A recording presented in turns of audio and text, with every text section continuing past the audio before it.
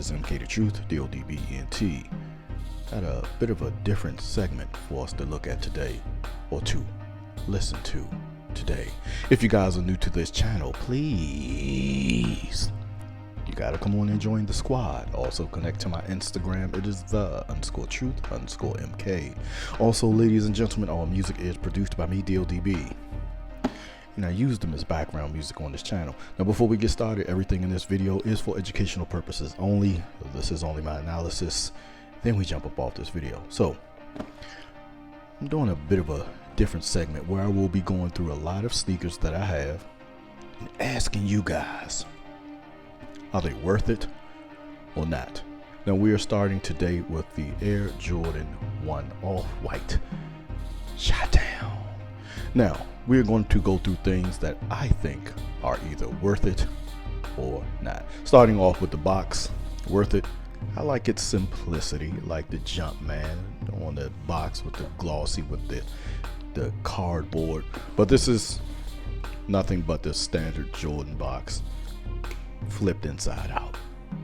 I like it. It's original.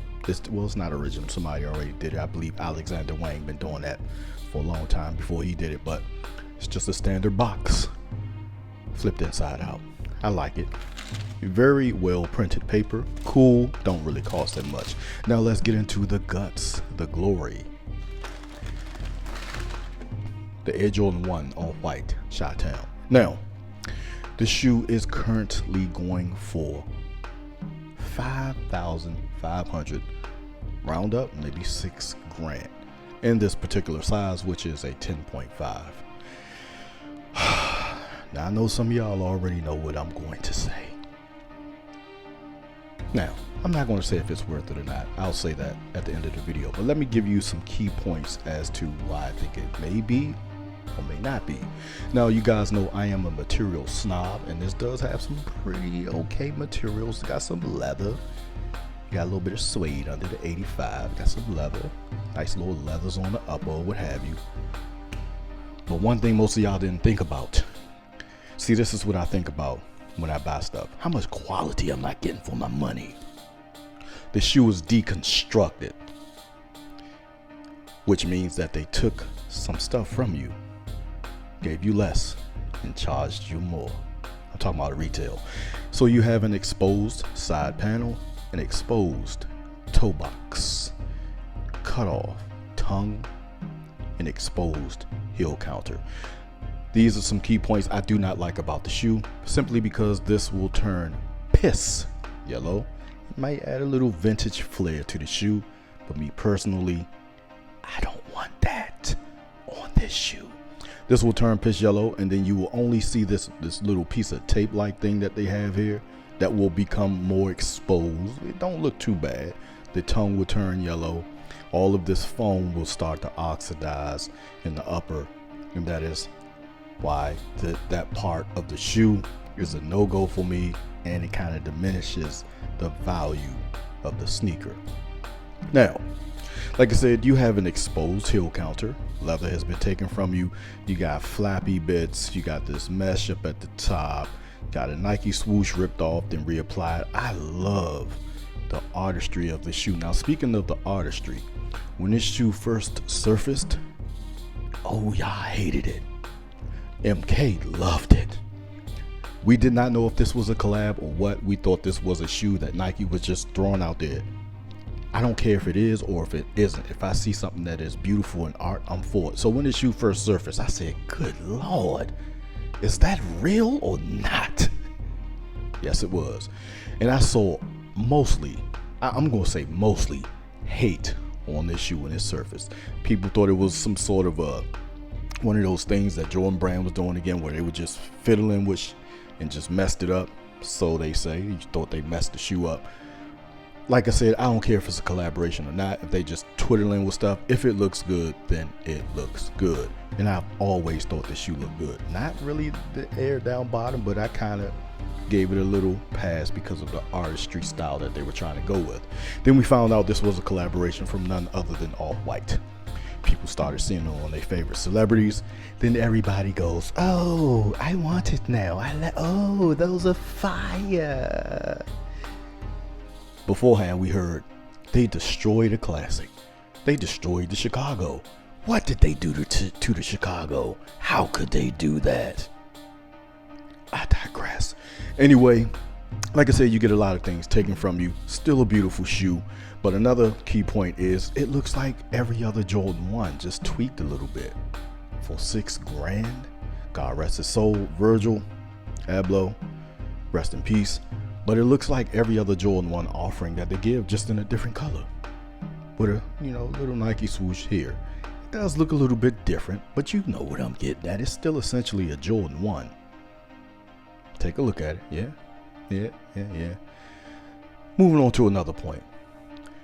Why would I pay $5,000 to $6,000? And I know this is going to trigger some of you out there. When I can get that same exact shoe,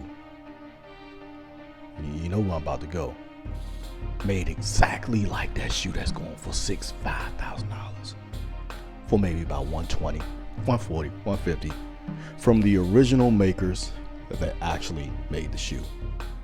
Think about what I just said. Why would I pay $5,000 to $6,000 on resale when I can get the same shoe made from the original people that made it anyway? What I always say, my brain won't let me do it. You can get the same exact shoe for about $150 to $200. Oh boy. But some people just can't live with that. Oh yeah, I can't do that. Yeah, even though it comes from the same place. Yeah, I'm not messing with that. Now keep in mind there are some that are low quality, some just not as good, not as great. But you just gotta know where to look. You just have to know where to look. Anyway, beautiful shoe.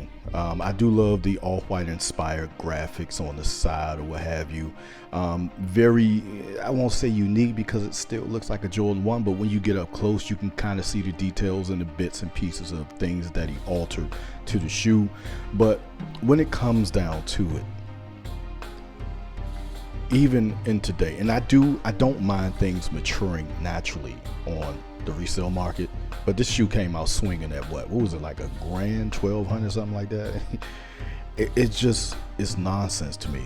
Now would I accept $5,000 to $6,000? No, because still to me, my brain with the material makeup and how the shoe can turn like certain colors and things like that, I think that should be factored into the resale price. Like, oh, you have to watch out, there might be some yellow pairs and things like that. I think they should factor that in and kind of bring the price point down. So no, I don't accept today's price point, even though it has matured 6 or 7 years now. I think it might be going on 8 years, 4, 5, 6, maybe 7 years, about 6, 7 years. I still don't accept that $5,500 or $6,000 price point. It just doesn't make any sense to me. Now, Virgil has passed away. That could have increased the price of the shoe, but still, and this is my final point, I love to wear my sneakers. And my main and final point is that it's still just a goddamn shoe that is uncomfortable to wear. I'm not paying $6,000 for something that is uncomfortable, and I like to wear my sneakers.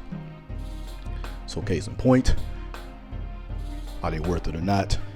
The off-white Air Jordan 1 with today's current price point at $5,500, it is not worth it. To you it may be. I know some people are going to say, hey, if you got it, you can pay for it. Well, guess what? I do, and I'm not going to do it. Let me know what you guys think about this video down below. This has been the Is It Worth It or Not on the Air Jordan 1 off-white. Let me know what y'all think about this segment down below. I love y'all. We up off this video.